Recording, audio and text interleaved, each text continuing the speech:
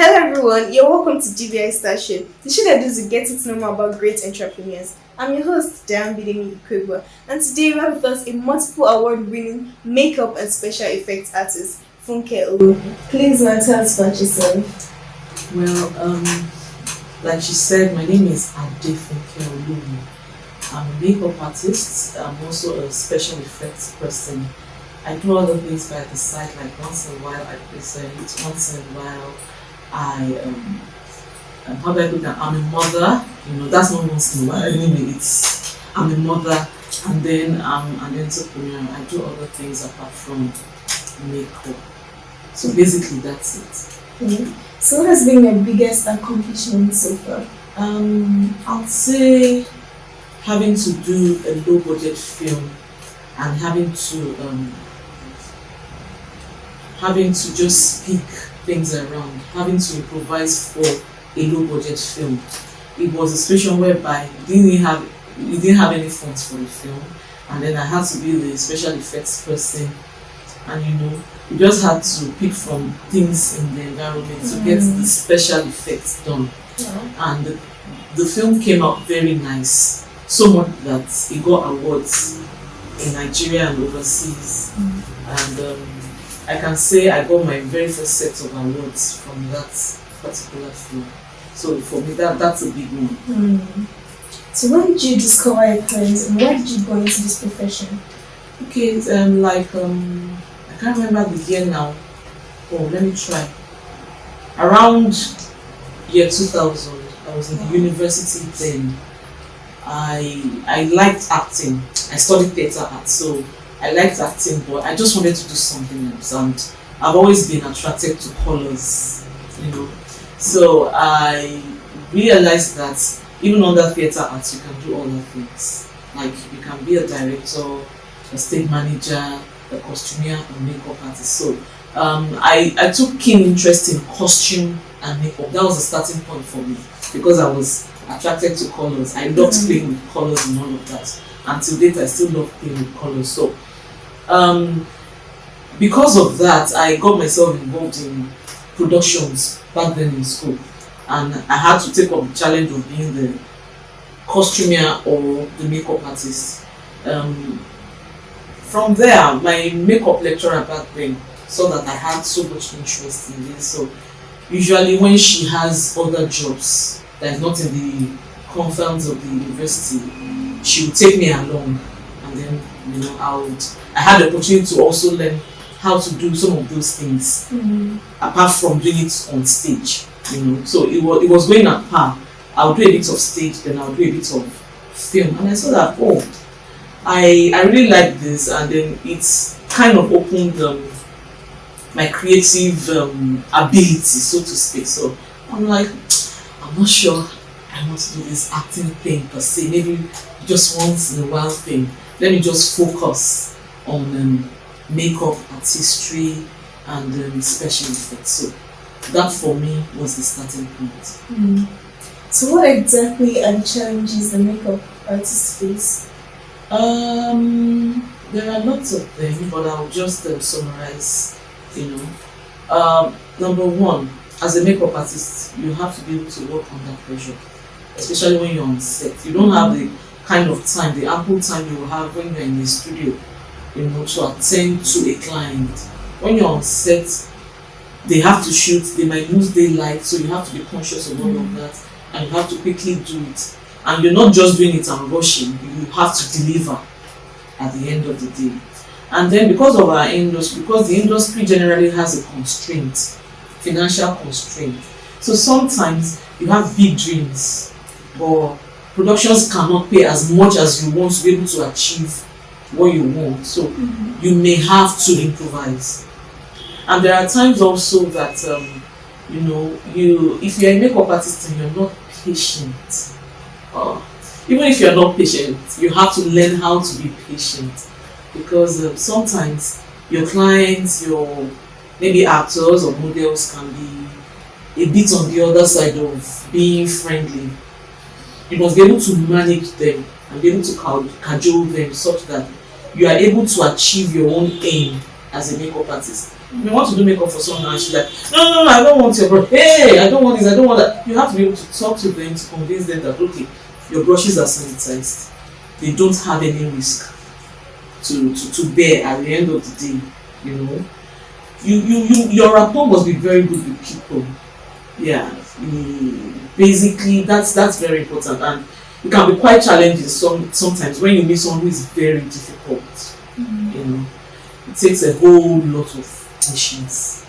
Apart from that, the industry is also saturated, and sometimes you find producers or directors telling you, ah, my brother, sister's uncle's daughter can paint face. So it makes it difficult for a professional to actually get things done or to even get a job, because they believe that anybody can be a makeup artist or anybody can do it, but it takes that professional touch to be able to achieve most things under makeup. It's not a day's job. It's something you learn over time, and it's something that someone with that wealth of experience must be able to handle. So how do you stay abreast of the latest beauty trends? Well, one of the qualities of a good makeup artist is you must be able to research from time to time. It's key. And you must be able to upgrade. First of all, you may not be abreast of the new trends if you do not research. Do you get? You want to know how are they doing it now? How I learned makeup 20 years ago, because I've done it for 20 years now. I learned makeup 20 years ago is not how they are doing it now. Yes. So if you see a new thing, you want to find out how is it done. And we thank God for internet and technology and all of that. You can always go online, and then a whole lot of things on YouTube. If you don't want to go on YouTube, if you are a hands-on person, you want a one-on-one thing. I've had situations where I have to go for upgrades. So the knowledge is not something that you say, okay, I learned 20 years ago. That one that I knew back then is sufficient to take me through my career. You have to be ready to submit yourself to more training, even if it's just a crash course. There are new things, there are new products. You want to know how to use them. You want to know new techniques that can make your work faster and finer. You know, and then these days also, you don't just want to be a makeup artist. You want to learn a bit of photography, so that when you put your pictures out there, it looks nice. It looks very crisp and all that. So there's a whole lot to learn, and if you don't tap into researching, you may not even know. So on the other side, what are your hobbies and what do you do in your spare time? Hobbies, I read. I like to read. I like knowledge, areas that are not my fault, so to speak. I like to delve into those areas, like know what's happening here and there, politics, current affairs generally. I like to read a lot. Once in a while I do novels, once in a while I do inspirational books. Apart from that, I'm a workaholic, so part of my hobby is sleeping. I won't lie to you, because the little time I get, I just want to rest. I really don't get time like that much time to say, okay, I have the whole day to myself, let me rest. So sometimes also I just want to stay indoors and just sleep, basically. That's it. So now how do you prepare for a shoot? Prepping for a shoot starts from liaising with either the producer or director. I like to see the script, whichever way form it's written, even if it's going to be narrated to me, at least let me have an idea of what I'm coming into. So after reading the script or after understanding the narration of the script, I sit down with my pen and paper and break down what concerns me in the film, which is makeup artistry or special effects. I look at how we can achieve this best and what we would need for that to be achieved. So once I'm able to break that down, I do my budget, send it in to the producer, or the production manager, whoever I'm liaising with, and see if it can fit into the budget of the production. So after we have agreed on that stage, the next thing for me will be to gather my materials. And then I don't just go on set and go and surprise myself and not be prepared. Some of those special effects, I like to like do a test run of them, and then maybe do a video of it and then send to maybe the director to say, okay, this is almost like what we would achieve on set. Is it okay? Are there things you want me to add? For cases where maybe I have limited materials and I can't do the test run, I'd like to take a picture maybe online or refer to a picture of something similar that I've done in the past. Like, okay, is it going to look like this? Is it going to look like that? So basically, I like to liaise a lot, gather enough information that will aid the smoothness of my job at the end of the day before production. So when all that is set, my box is set, my materials are okay, and I've tested what I need to do, off I go. So what would you say is your favorite celebrity look and why?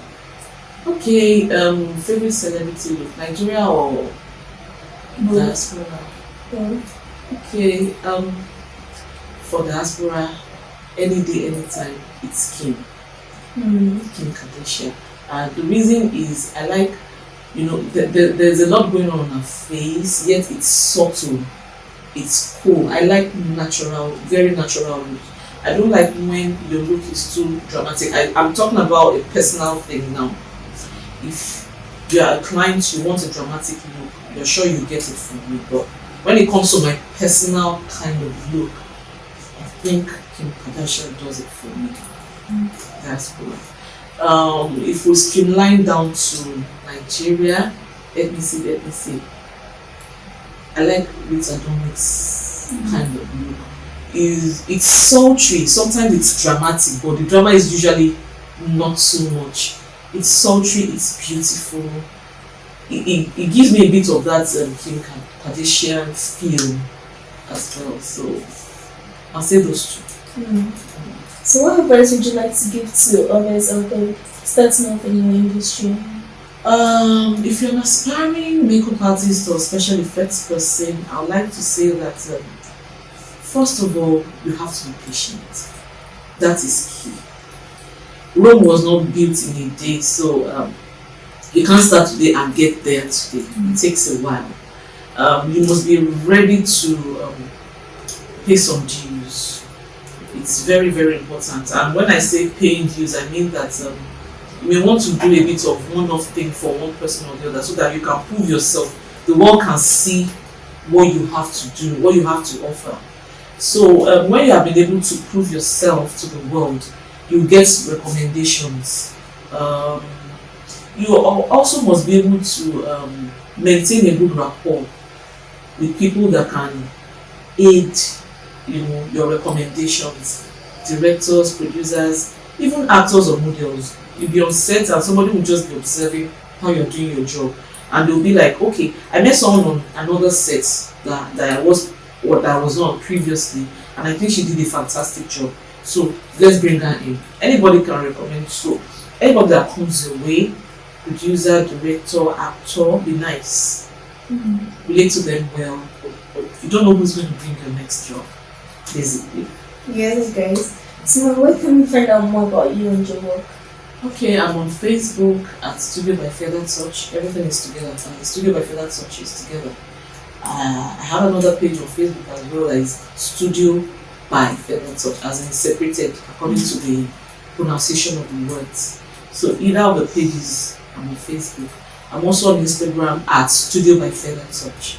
And my website is www.studiobyfeathertouch.com. Do go check our page out, and also please don't forget to share, like, and subscribe to my channel at DBI Station. And also don't forget to follow my Instagram at DBI_star. Shout out to Ufo's Design for making this lovely outfit for me. You can also go check our Instagram page out at Ufo's Design. See you guys next week. Peace out.